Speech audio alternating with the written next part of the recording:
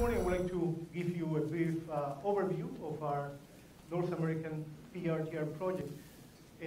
Basically an update on the activities, but also kind of a look back at where this project has been through the last 17 years. As you know, in 1994, the side agreement to the free trade agreement between Canada, the US, and Mexico was established. The side agreement on environmental cooperation was established, and actually we have with us tonight, or today I should say, one of the JPAC members, Pauline Rouse, who was part of the Canadian contingent that negotiated the side agreement on the environment. I would like to welcome her.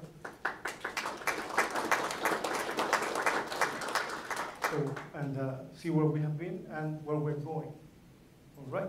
So first, just a review of our core objectives of the project: increase access, again, to information and awareness and understanding of the sources and handling of pollutants of common concern across North America. So the more information we have, the better understanding we have of the environmental management, environmental impacts of pollution, so we can do a better job at the North American level in addressing those issues. How do we do that? We have to improve the comparability of PRTRs in North America. We have 3 PRTR systems now in North America. We have the MPRI in Canada, the Toxic Waste Inventory in the US, and the Registro de Emisiones y Transferencia de Contaminantes in Mexico. All of them have different reporting requirements, different coverages. So when we bring this information together for environmental management, we need to make sense of it, and we need to make sure that the information is compatible and comparable so we can make effective use of it. Also, part of the project, as you can see, is having a public component. This is a conversation, discussion amongst all stakeholders: industry, communities, civil society, governments, for improving the environment through our PRTR systems. So how do we do this? We have our integrated North American PRTR database. Again, we bring together the information from the 3 PRTR systems. We add value to it. We have enhanced the access to the public so people can have a good understanding of how pollutants are affecting their communities, border areas, shared environments. We have Taking Stock Online. We also have our Taking Stock report, in which we'll be asking for your comments and suggestions for future analysis. And very important in this project is the continuous work that we do with the PRTR officials from each of the 3 countries. And you will hear from them today about their updates, and then there will be part of this discussion in terms of where do we want to take the PRTR systems in North America in the next few years. This is examples of basically the information, or how we bring about or bring out the information of the PRTR systems through our Taking Stock report and also through our Taking Stock Online.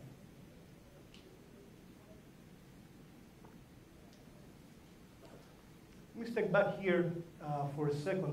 So that's where we are. We have Taking Stock Online, the Taking Stock report. But how have we come to this point right now? If you go back to 1995, that's a year after the agreement on environmental cooperation was signed, we have the council that called for the creation of a North American pollutant releases inventory. And basically that was to address transboundary air pollution, and also with views at reducing risk and reducing pollution across North America. In 1996, a year after, it announced the first annual North American pollutant risk inventory. Basically, the information that was going to become part of the taking stock report. Then, of course, in '97, we have the publication of the first taking stock report that included only data from the US and from Canada. As you know, the MPRI system came into place in 1993, so very recent after this council resolution. And then call for the developing an implementation plan to enhance the comparability of North American PRTRs. At the same time, after that, Mexico started also to work on their PRTR efforts. So in 1999, the CEC announced the support for continued development of an improvement of the North American PRTRs and requested those PRTRs to be mandatory. So again, at this stage, Mexico started with the development of the PRTR on a voluntary basis. But now the Council asked for the PRTR systems to be mandatory. Then in the year 2000, basically agreeing to continue these efforts on the PRTR, especially in providing the information to the public and also being engaged in other international PRTR efforts. And I'm happy to say that, for example, the Central American PRTR, which is being developed right now, is using the North American PRTR as a model. And actually Mexico has played a role also in advising some of the Central American countries and South American countries, Ecuador, I believe too, on their needs or infrastructure needs to set up an effective PRTR system. So our work here is going beyond North America. Now, when moving on, we have in the year 2002, the Council adopted the first action plan to enhance the comparability of North American PRTRs. So that was the first action plan, and that plan was updated in 2005. And now we are up for a third update of the action plan. And that's what we're working on today. And we have, I just want to illustrate how progress has been made through all these actions and the previous action plans. So we have the latest action plan, which will be, of course, updated. We will receive your input on that. And it covers certain areas where it's reported, who must report, reporting guidance, data estimation techniques, and information releases from non-public sources. We are not there yet. As you know, when we talk about pollution, we're not talking only about industrial pollution. We have to take into account other activities, agricultural activity, mobile sources. So we have to put all the pollution information in context in order to do good environmental management. Moving on, in 2003, we have the publication of the 7th annual Taking Stock report, featuring for the first time Mexican data for the cement industry.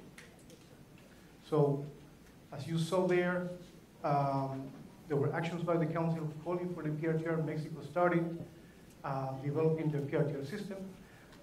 In 2004, we have the Taking Stock report, a special report on toxic chemicals and children's health in North America. And we have Dr. Alvaro Osornio, who actually was in the advisory group for this project, and basically putting PRTR data to good use. In 2005, we have the first update of the action plan to enhance the comparability of PRTR systems in North America. We followed then in 2007 with the publication of Taking Stock 2004 data, and that was the first publication featuring Mexican data under a mandatory PRTR. In 2006 is when the PRTR from Mexico became mandatory, retroactive to 2004. So that was the first data set of PRTR information that we received from Mexico. We put it together in our taking stock report. And then in 2005, we continued with enhancements to the access of the information, the PRTR information. If you may recall, prior to that date, we had taking stock online, or the North American PRTR database was set up with only those pollutants that were common to the three countries.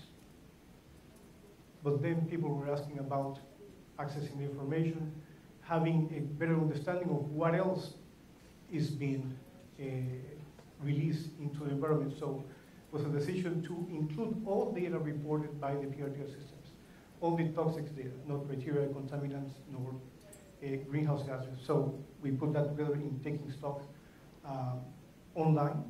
And then in 2011, we have the 13th edition of the taking stock report, which focused on pollutant releases to surface water.